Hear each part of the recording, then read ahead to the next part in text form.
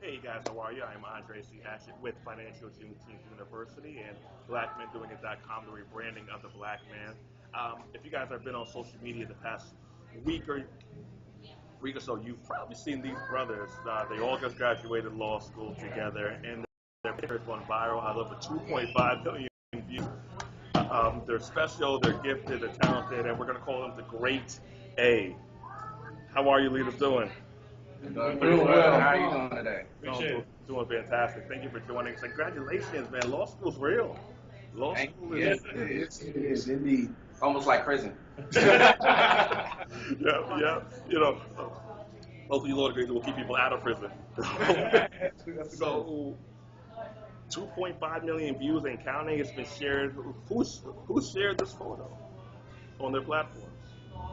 You know that the Tom Joyner Foundation shared it. We know that HBCU Buzz has shared it. The Celebrity has shared it. Because of Them We Can has shared it. Our own university has shared it. Right. Texas Southern Which University. is what again? Texas Southern University. Okay, okay. And that's the one that really sparked it, really set it off. When they put it up and it kind of grew and ran. So, So Texas Southern, is that an HBCU or is that just Yes, sir. It is an HBCU. Located in Houston, Texas. Yes, sir. We graduated from a law school there, from Thurgood Marshall School of Law, Texas Southern University. Fantastic. Do you guys go to HBCUs for undergrad as well, or private wedding institutes, or prominent wedding institutes? Oh no. Predominantly, I went to University of Texas at Austin. Okay. and I went to Midwestern State University, which is in Wichita Falls. And I went to Sam Houston State University, which is a public. And I went to Kansas Western University. Nice, nice. So, how do you guys feel right now? You guys got like celebrities out here, positive celebrities doing positive things, not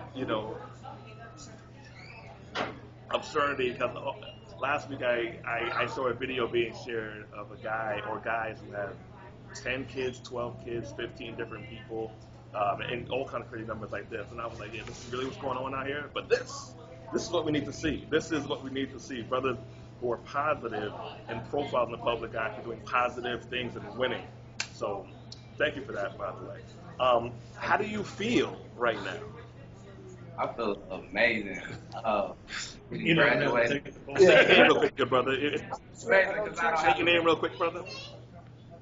I feel great because I just got my results back not too long ago, about a couple weeks ago. I passed the Texas bar exam. Wow. I'm a licensed attorney here in Texas. Yeah. So things has been pretty exciting. So for the rest of us, though, we're still grinding. We still got work to do. 2 more months. But what I will say is, after I think it was about 5,000 likes and maybe 200 comments, we all kind of got real humble, and seeing people's expressions, seeing their comments, seeing at least how they believe we're inspiring them, it was real impactful on our lives to know that there are people out there that we can touch that we've never met before.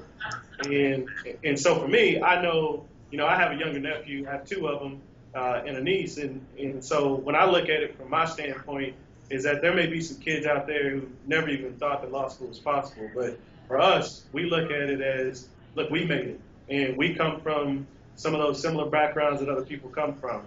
Yeah. And so for us, we really felt humbled by the outpouring of love that we got from the photo. Good stuff, good stuff. And state your names for me, guys, and your ages. Okay. I'm Conrad John. I'm 28 years old. I'm Dominique Calhoun. I'm 30 years old. I'm Trenton Sims. I'm 25 years old. Omini Olaiwala. I'm 24 years old. Okay, great. So after you all pass the bar, which will be in the next 2 to 3 months or so, Yes. what do you guys want to do? Well, for me, first, I think I can speak for everybody else. I think the most important thing is looking to get a job. Okay. That's the first thing, but in getting a job, I think one that I feel will impact others. I think that's important to me because especially after my experience, I worked in a law clinic where we provide pro bono services, Wow. and dealing with clients and seeing the looks on their faces after we help them achieve whether they're getting a guardianship over a relative or making sure that their parents' estate is distributed properly. I think it warmed my heart to just feel like I'm helping these people get legal representation where they may not be able to because they don't have the money or the resources to do so. Wow, that's deep. That's deep. How about the rest of you guys? As I stated earlier, I just passed the bar, so I just pretty much on the grind right now. I just started my own practice right now, and I'm also working under a senior attorney. His name is Attorney Reginald McCamey, and he has a personal injury firm. So I've been working up there. He's been putting me straight to work, drafting petitions. I have a hearing that I'm supposed to come up next couple of weeks, so straight to work. But my real passion is to be an entertainment attorney. Like I do, while I was in law school, I did a lot of entertainment. I was in an organization called Grammy U, where I was fortunate enough to actually attend the Grammy Awards and things like that. Wow. So you have your own practice like now, this exact second. So how can people contact you if they want to hire you? I'm sorry, what was that? How can people contact you if they want to hire you? Yes, sir. They can contact me at trentlsims@gmail.com, and they can look me up online on Google at the Law Office of Trent Sims, PLLC. Good stuff. Good stuff. You two brothers? On my end, I will be working in the Texas Capitol,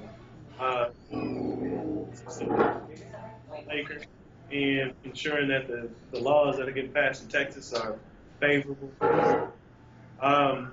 Before coming to law school, I owned a construction company, which I had to close because of which is kind of my catalyst for going to law school. Wow. So potentially, once the session is over, I'll go back in entrepreneurship, which is where my passion lies. Good stuff. Good stuff. Myself, well, first of all, the first goes to past the bar. And post bar, my interest lies also in legislation. I'll probably also end up at the Texas Capitol doing the same thing I'm going to be doing and assisting and facilitating and drafting bills and pushing through important laws in the state of Texas. Also, my ultimate goal is to front office NBA. That's one of my goals. It's a lofty goal, but that is one of my goals. And after that'll hopefully come to fruition one day. Okay. So the NBA or the NBA? What you say? National Basketball Association. Okay. So like a sports agent kind of thing, or what's the ideal plan? I'm sorry, say it again. What do you want to do in the NBA? Oh, particularly front office. So within front office, that would be in dealing with contracts, scouting. I guess the ultimate job would be general manager for the team. That's dope. That's dope. So any NBA people watching this, we have somebody who's highly qualified for the job. I'm willing to start from the bottom. Hey, I'm in the middle. from the bottom up. You got a hard worker right here. Yes, sir. Yes, sir. So, how was the journey of law school? Law school is a very special journey for me, particularly. After graduating undergrad, it took me a few years to eventually jump back into education, come back to school, 3 years, and it was a little transition. But law school was quite of a journey. I met these men right here, things that I've learned, laws that I've been able to get into, classes, and Thurgood Marshall itself is the most diverse law school in the country. Wow. So the people that you meet come from different backgrounds, all kinds of different backgrounds, different nations, nationalities, races. Our professors, our faculty is pretty diverse. So it's not anything you won't see here that won't reflect outside of the classroom. So that I am truly thankful to Thurgood Marshall School of Law for that experience. What percentage of the students in your law school are black men? If you have to guess. I can't give it for black men. What I'll tell you is that roughly 40% of our students are African American as a whole. Another 30% are Hispanic, and then I believe it's 20% are Caucasian, and then 10% are other. Everybody else. Just you're right. Everybody. But that's the percentage of black men is. I think it's 1/3 of that 40%. I would say. Okay. And that's generally higher than most law schools, I'm assuming. Yes, Yes, sir. Yes. So, what inspired you guys to even get into law school? You already had a business, good brother. You guys were already in the working field. Why not just continue working? Or why not just get an MBA instead? Well, I did do that. I did go back and get my MBA. So for me, my experience was, as I said before, I owned a construction company. I had a contract when the market downturned. That was right around $140,000. Oh, wow. And because of, what happens when the market downturns, people can't pay the bill or whatever the case may be. So I lost out. Back then, I was going to school. I did this when I was a junior in undergrad. And my degree in undergrad was psychology. Oh, nice. So what I quickly realized is that you have to understand X's and O's, black and reds. That's why I went and got the MBA. But then you also need to have a profound understanding of law, in my opinion, if you're going to go out on your own and invest in yourself. And so that was my motivation to go to law school. So that's why I started with the MBA, and then I came to law school. But inevitably, I just feel like the law degree opens up so many opportunities for you that you don't have in any other field, because this gives you the breadth of knowledge in a variety of things. Good stuff. What puts you guys there? Well, for me, I was just getting ready to graduate undergrad, and to be honest, I really didn't know what exactly I wanted to do. I didn't decide to go to law school my second to last semester in undergrad. And once I made that decision, my undergrad major was kinesiology. So when I was graduating law school, graduating undergrad, I was thinking about becoming a sports agent.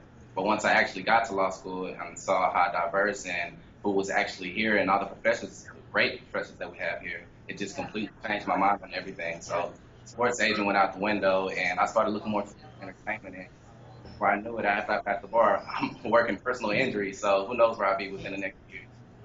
That's phenomenal. So, spoke on the diversity of your school, but it's the HBCU, isn't it? Yes, sir, it is. So, why is it so diverse? I didn't know HBCUs are so diverse racially. Well, here in Houston or Texas, Texas is pretty diverse. Has a lot of nationalities here. We have a big Hispanic population.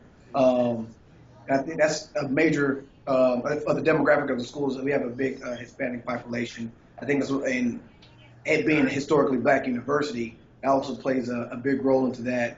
But it's also, the model or the purpose of the school, Thurgood Marshall, is to give opportunities for those who may not get it elsewhere, and provide avenues for them to get a law degree or a law education. And that's why I think the diversity at Thurgood Marshall School of Law is so prevalent.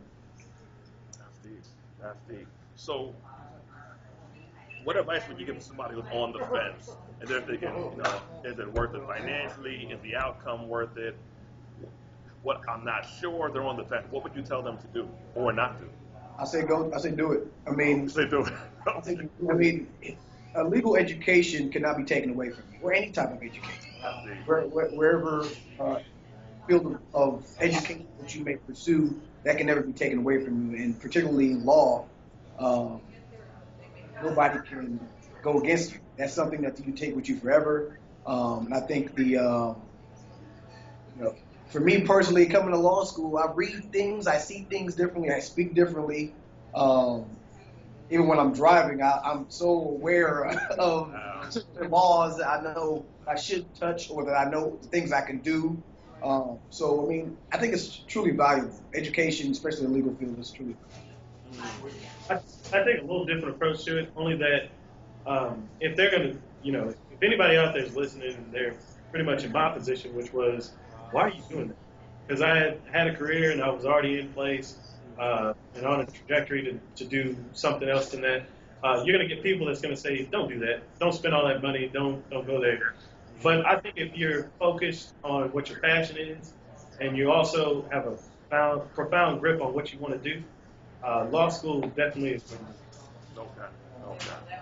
So the queens are going to be asking when they see this video, like, are these brothers single, Dre? What's going on with these brothers? I mean, they're going to ask me, so, I got it. Yes, I am single. Okay. I am single. He jumped down there pretty quick. The queens are going to ask. Like, okay, you are. What about you, good brother? I am not single. Okay. I'm not single.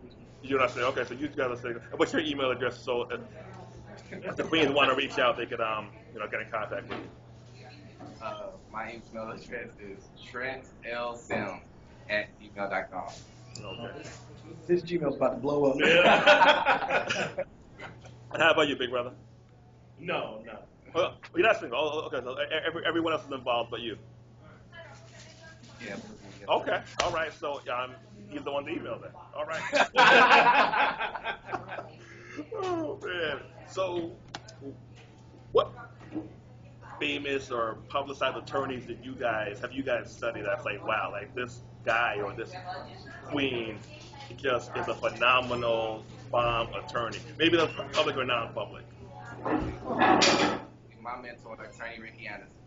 Attorney Ricky Anderson, he does entertainment law, and I actually I interned with him for 6 months at his law firm, Anderson & Smith PC. And he does entertainment law. He has clients like Steve Harvey, Yolanda Adams, Monique. He's done Think Like a Man 2, the original Kings of Comedy, things like that. So he is just such a great role model for me. Like, he's exposed me to so many different opportunities, met so many different people through him, and just watching what he does, it's just been such motivation to me to see that somebody who, he actually graduated from Thurgood Marshall School of Law. So to see someone doing that well who actually came from the same school that I just graduated from is just so inspirational for me. And I know that I'm going to do the exact same thing as he's going to do. That's phenomenal. How about you guys? Well, for me, I have a few mentors because of some organizations that I'm a part of, particularly Pam Means, who's based out of St. Louis.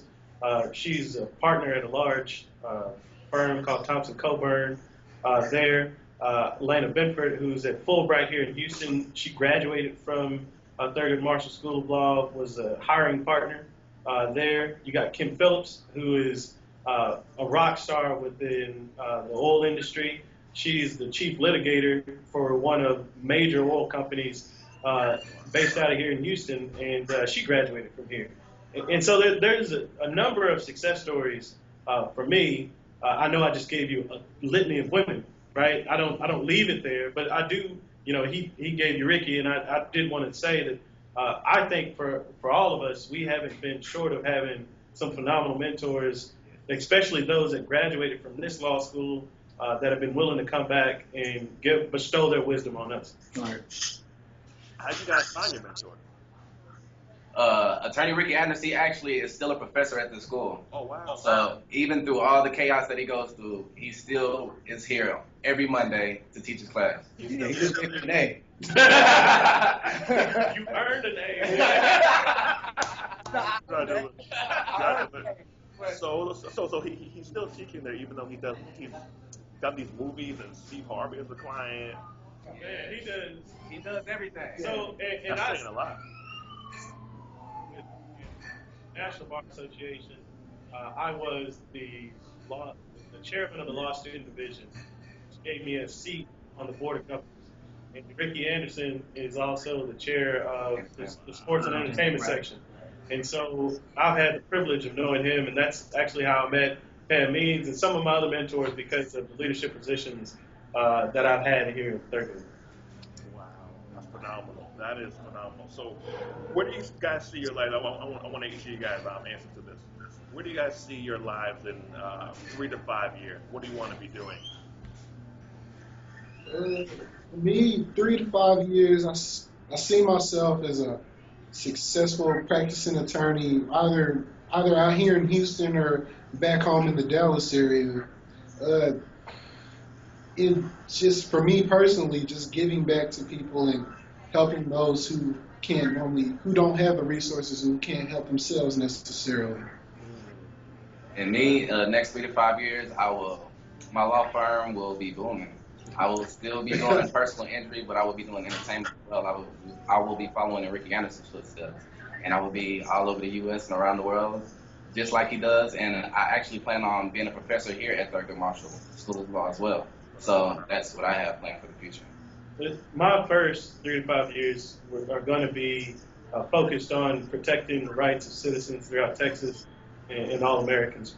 That's why I'm going back into government. Beyond that, I know that entrepreneurship is in my future. I'm going back to business. And so I'm not going to stray away from helping others because, I mean, that's how I got my start. But equally, that's where I'll be at, back in entrepreneurship, back in business ownership.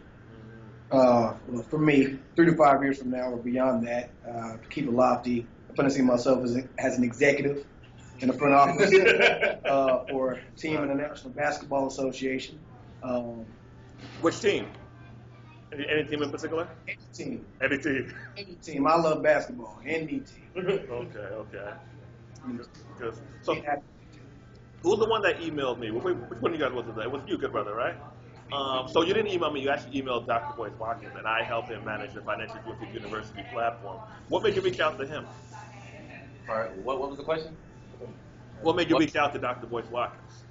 Man, I love Dr. Boyce Watkins. I've seen so many of his YouTube videos. I watched him on Breakfast Club. Was up there. I love how he interacts with Dame Dash and everyone. Like, that's cool, right? Like, I actually would love him.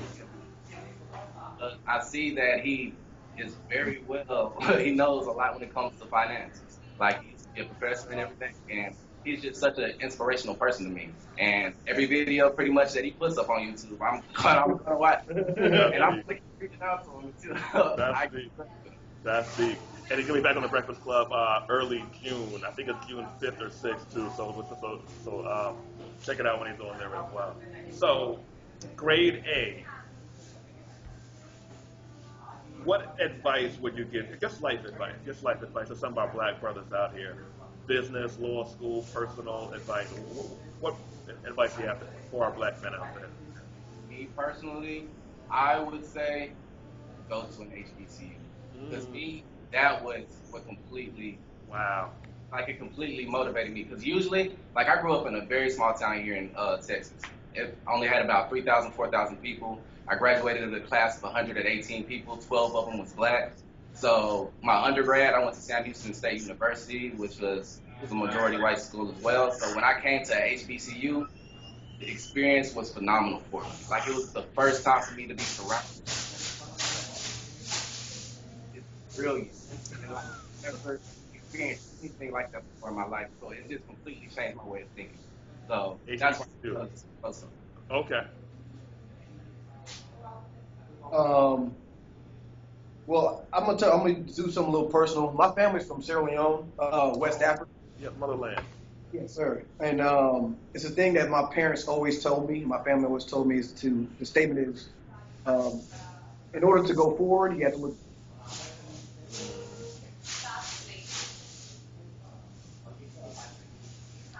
behind. Mm-hmm. And with that statement, what it means is that you got to use your passion to get where you need to go. Who laid the path for you? And that's the advice I would give to young black men and young black women moving forward is to any passion that you have, use that to fuel your goal, where you strive to accomplish your goal. And don't forget those who paved the path and those who are right behind you, following the steps that you laid or that you step forward with. So it doesn't matter what school you really go to, HBCU, PWI, as long as you're reaching back to those who are in need or those who need a door that needs to be open that they're knocking on. So that's the advice I'll give to them. I guess for me, in my adult life, I've always said that life's possibilities is a function of the opportunities you're given and the choices you make. And so for the brother that's out there who may be down and out or may not be able to foresee tomorrow, what can happen tomorrow. I would just say be cognizant of the people in your life who are willing to provide you opportunity. And sometimes it's difficult. Sometimes it's hard to say, all right, I'm going to take this leap of faith and put, my trust here. But I'm just the type of person that if an opportunity is presented to you and it's in your favor, to take it. It may be rough initially. Yeah. But you got to be prepared for opportunity. But make sure that you take the opportunities that you can. And they come from anywhere. Don't close your door because of race. Don't close your door because of gender. Don't close it because of circumstance. There's always opportunity is going to come. Not be ready. And as for me, I would just say take advantage of whatever God-given talent you have. In high school, I consider myself a pretty good football player, but the only knock against me is that I was kind of undersized for my position. But I still found a way to be able to play football in college. And I think because of the decisions that I made, I think it led me to actually going to law school because besides actually being just an athlete, I grew up having to be a top student, or my parents would, well, let's just say it wasn't always good for my behind back at the house. It wasn't until then, but it paid off now. Yeah. It paid off now. Phenomenal. So in closing part, if you guys could state your names, say your email addresses, for business inquiries, life inquiries, mentorship, whatever. If you guys want to put it out there. So our people can get in contact with you guys. I'll start. Again, my name is Conrad John from Dallas, Texas. My email is CONRAD, Conrad.W, John@gmail.com. Also give my phone number. Phone number is 214, Dallas area code, 288-9945. My name is Dominic Calhoun. My email address with no spaces, no dots is my first name, which is Dominique, DOMINIQUE. My middle initial, which is D, as in Dominique. Last name Calhoun, CALHOUN @yahoo.com. Phone number 682-556-6592. All right, my name is Attorney Trent Sims. Feels good to say that, doesn't it? That's why. Yes, sir. Yes, sir. And I can use at TrentLSims@gmail.com. That's TRENTLSIMS@gmail.com. And I can give you my phone number. That is 979-820-5184. And Dr. Boyce Watkins, you can use that, I'll let him know. I'll let him know to give you a shout. Oh, yeah.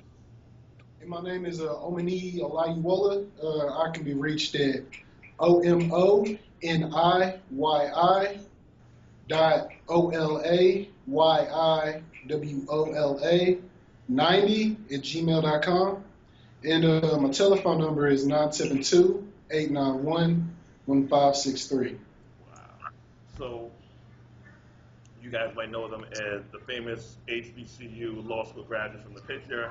I know them as grade A, the future of black manhood, black excellence, leadership, all wrapped up in a package. So thank you guys for joining us. I greatly appreciate it. I'm sure our audience does too. And I'm inspired by you guys. So I personally thank you guys. I appreciate the time. Thank you. We appreciate it. Appreciate it. All right, you guys have a good day. And keep me posted on the progress, attorneys. Yes, Appreciate sir. it. Will do. Thank you. Thank you. All right, guys. All All right.